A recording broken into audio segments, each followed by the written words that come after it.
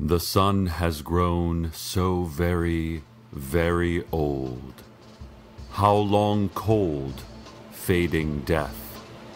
How long? Welcome to Night Vale.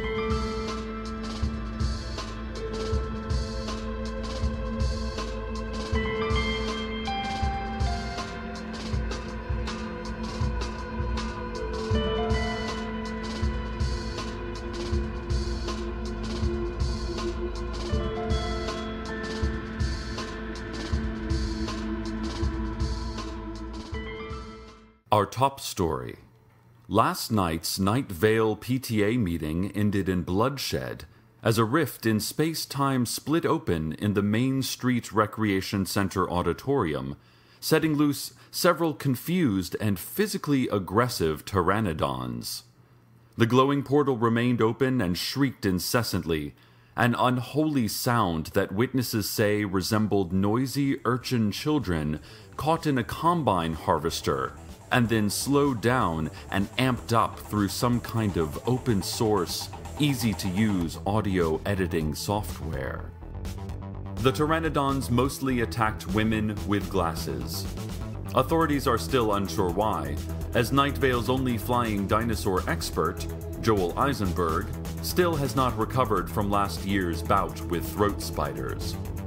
It took most of an hour to corral the panicked beasts back into the vortex and resume the meeting, which had mostly been about recent lunchroom price hikes and had devolved into name-calling because Susan Willman called Diane Creighton's son, Josh, a bit tubby, and that maybe he needs a financial incentive to eat a bit less. In this reporter's opinion, Susan Willman is dangerously obsessed with the New York Times best-selling Freakonomics books. Dangerously so. Fortunately, no one was injured or killed in the incident, although experts from Timothy's Auditorium Repair Contractors, Inc.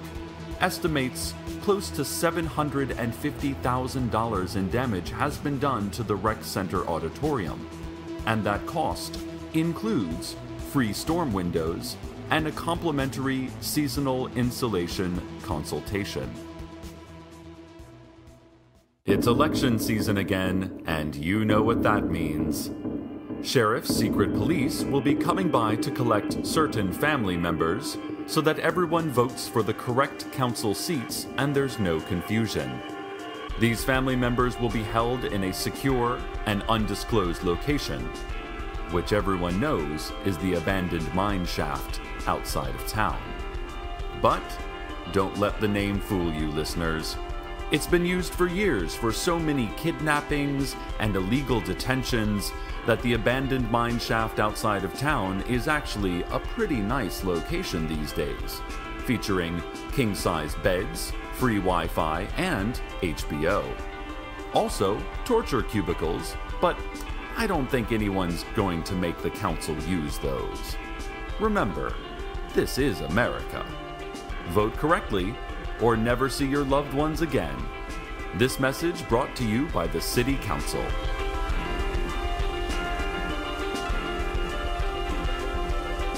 The Night Vale Daily Journal today announced that due to the recent economic downturn, they will start running ads on the front page.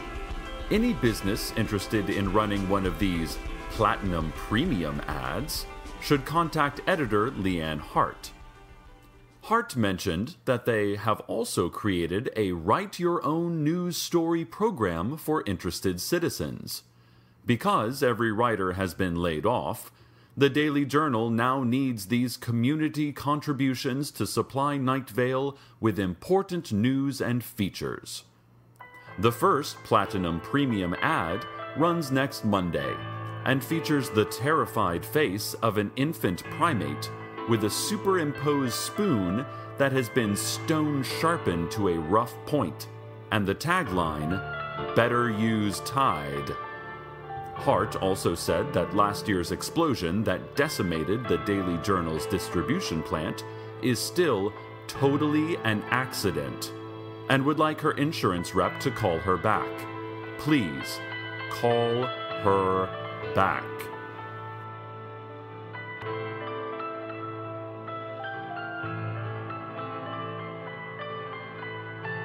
This just came across the wire. The secret police have issued a new statement shedding more light onto last night's PTA meeting incident. The noisy portal and subsequent dinosaur attack that brutally interrupted discussion of swing set repairs on the elementary school playground stayed open long after Recreation Center employees thought they had rounded up all of the ancestral avian beasts. And authorities warn there is still at least one more pteranodon on the loose. Citizens should cover themselves with a low SPF sunscreen and hide in a tiled bathroom.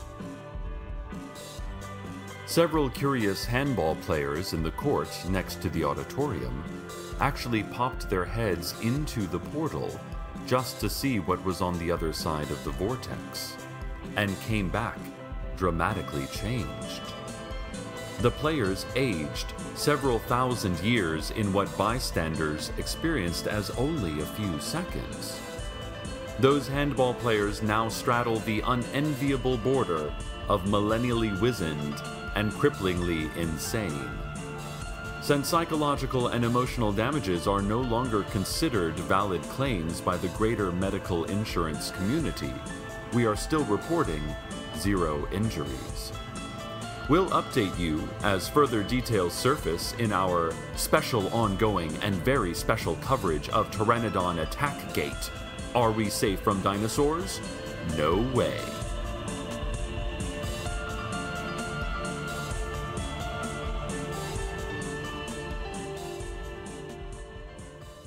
City Council has asked me to read the following message.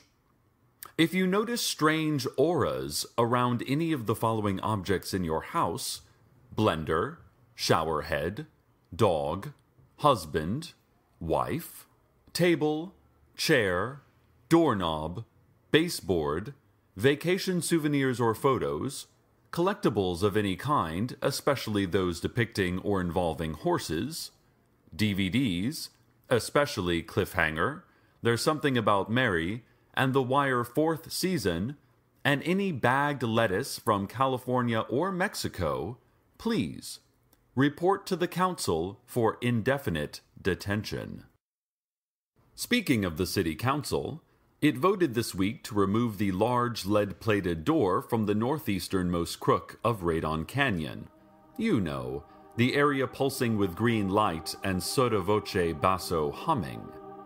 Proponents of the measure called the large yellow emblem and red lettering that spelled out "Danger, Plutonium, Do Not Open Door, Risk of Death" were, at worst, an offensive eyesore and, at best, a hacky sci-fi cliché. Many Night Vale citizens attended the meeting, including, it was said, several angels. Although no angel is admitted to have been present for the city council meeting or any other event ever, for that matter. Old Woman Josie agreed with the measure, adding that lead is a health hazard, and that the old door was nothing but a ticking time bomb. According to the meeting minutes, Josie said, "That old door. Ooh, that door. Someone's gonna get some kind of lead poisoning." Carlos, beautiful Carlos, tragically shorn of his locks, reportedly was the only dissenting voice, but it is not clear he actually opposed the measure, as the minutes only report him stating, "There is no time, no more time," into a black rectangle in his hand, and then running, winded, from the community hall. According to Old Woman Josie, he was still absolutely perfect and smelled of lavender chewing gum.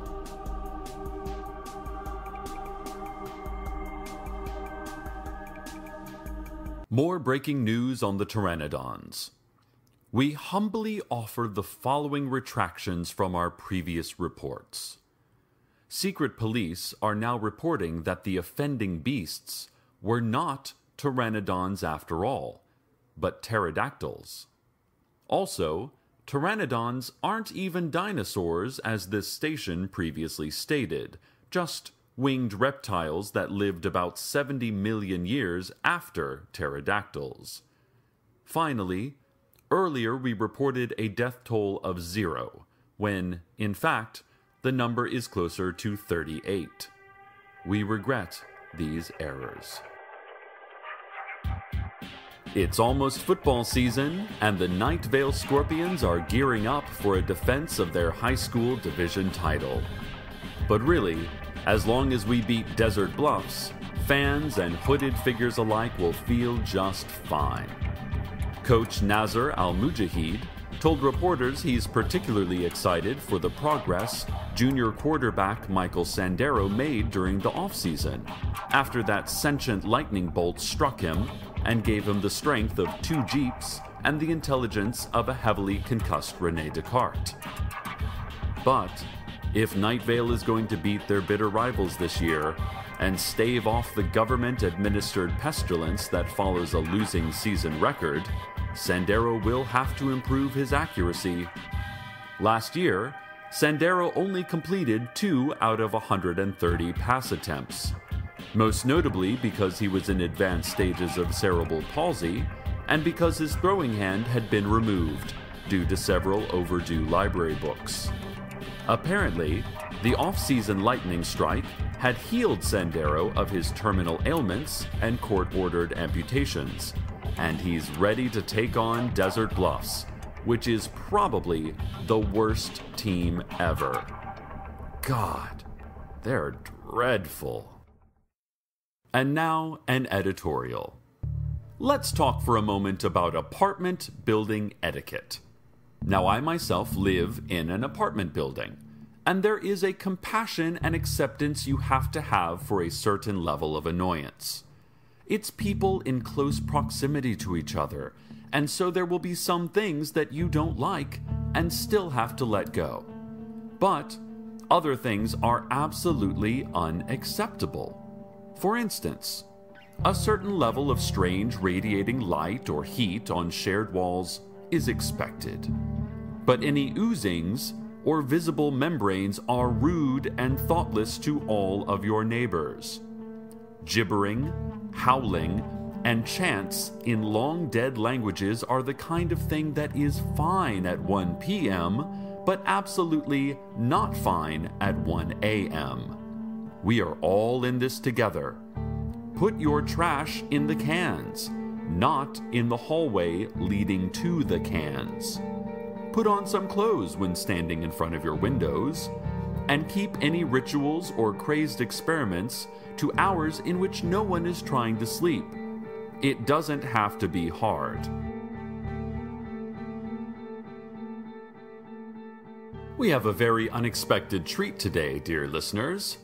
Live in the studio, we have one of the mysterious hooded figures often seen around town. We did not actually invite him here. He just was waiting for us when we unlocked the studio this morning. He has not moved nor spoken since then, and I'll be honest, I am only guessing that he is a he, because physical attributes are hard to determine under these robes, and the face is entirely hidden in shadow, as empty and as black as the void of space. But hey, we're doing radio. He's in a radio station. Let's see if we can get an interview. Mr. Hooded Figure, how are you doing today? Ah, okay. Care to comment on the recent expansion of the Forbidden Dog Park? Any comments at all? Anything you'd like to tell the ordinary folk of Night Vale about your organization?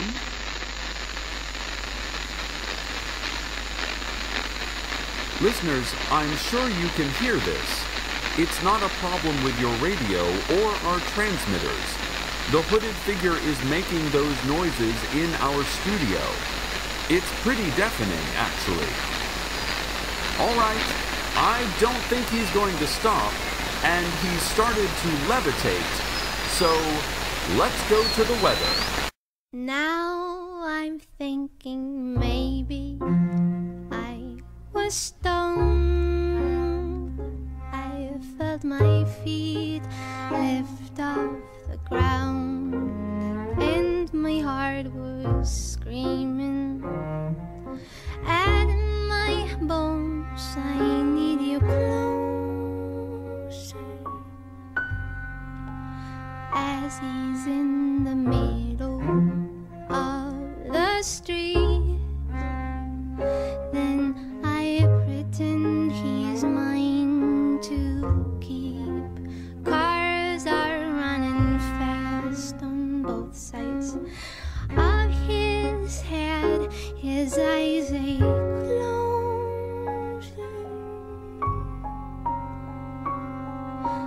closer, closer. I met him when the sun was down, the bar was closed. We both have had no sleep. My face beneath the street lamp, it reveals what it is lonely people seek. Closer, closer.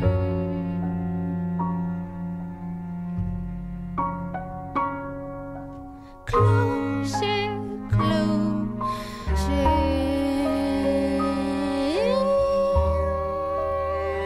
When you're close enough to close to the point where you know that your mind, it cannot choose. Close enough to lose. Close enough to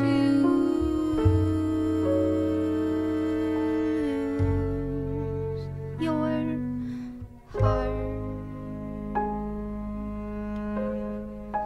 Now I'm thinking maybe I was stoned. I felt my feet lift off the ground, and my heart was screaming at my bones. I need you closer. Closer, closer.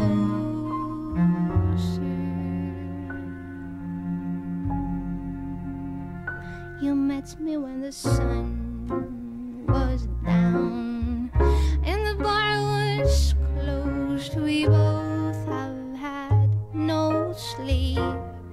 My face beneath the street lamp, it reveals what it is lonely people seek. Closer, closer.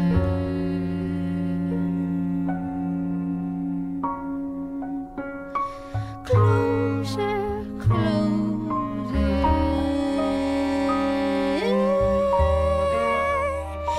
Then you're close enough to lose. Close to the point where you know that your mind, it cannot choose. Close enough to lose. Close enough to lose your heart. Ladies and gentlemen, we have just received word from secret police that the rip in space-time that opened at last night's PTA meeting has been sealed at last. The final missing pterodactyl has been returned to its own timeline in either prehistoric or alternate universe Night Vale.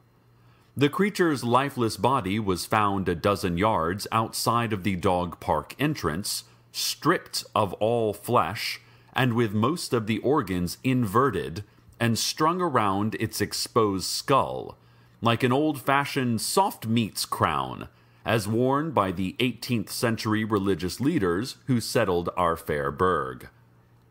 The dinosaur's body was returned to the vortex, the gateway closed, and the PTA meeting rescheduled for next Tuesday at 6 p.m. That meeting will continue to address the important issue of backpacks and whether or not they are causing autism. There will also be a memorial service for the 38 parents and teachers who lost their lives in the attack, followed by a raffle. Remember, winners must be present at the time of the drawing to claim their prizes. City Council and Secret Police have issued a reminder that Night Vale citizens of all species and all geologic eras are not to enter, look at, or think too long about the dog park. This reminder, they say, is completely unrelated to anything that may or may not have happened today. Coming up next, stay tuned for our 1-hour special, Morse Code for Trumpet Quintets. And listeners, Night Vale is an ancient place, full of history and secrets, as we were reminded today. But it is also a place of the present moment, full of life and of us. If you can hear my voice speaking live, then you know we are not history yet. We are happening now. How miraculous is that? Good night, listeners. Good night.